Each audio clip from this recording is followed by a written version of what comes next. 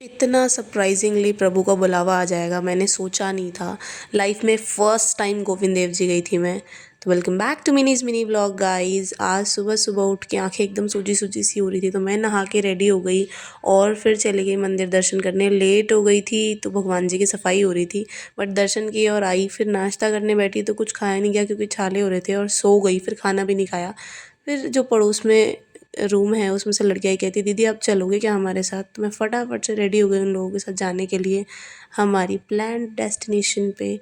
और planned destination आपको पता ही लग गई होगी लास्ट रील से मेरी क्या थी। तो बस आ गई थी और हम चढ़ गए थे बस में जाने के लिए एकदम तैयार। और ये लोग एक स्टॉप पहले ही उतर गए हैं और उतर के वापस बस में चढ़े हैं, देखो। और फिर हंस और रहे हैं अपने करतूत पे कि क्या हो गया ये हमारे साथ। हमारे यहाँ से डायरेक्टली कोई भी बस नहीं जाती है वहाँ पे, तो हम लोग अजमेरी गेट उतरे और ई रिक्शा से पहुँच गए थे मंदिर। और कदम तो रुक ही नहीं रहे थे।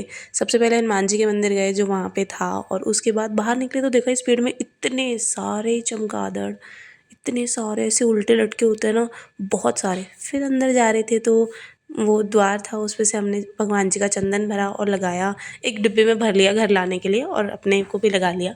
मंदिर पहुंच गए और हम इतना जल्दी जल्दी चल रहे थे कहीं पट ना बंद हो जाए। और इतने अच्छे दर्शन हुए, इतने अच्छे 11 वाले दिन, बहुत ही अच्छे। सबसे आगे से आराम से दर्शन किए, मम्मी को भी दर्शन कराए। और मंदिर की पूरी वाइब ही अलग थी यार। बॉडी की वाइब्रेशंस चेंज हो गई वहाँ पे एकदम, ऐसे जो धुन चल रही थी ना। फिर हमने इत्र वाली रुई भी ली, तुलसी का प्रसाद लिया और वापस आ गए बस पकड़ने के लिए। बीच में इन्होंने चांदपोल पे, क्या है वो, छोटी चौपड़ चांदपोल जो भी है, उस पे गोलगप्पे खाए। मुझे इतना नहीं है रास्तों का आइडिया।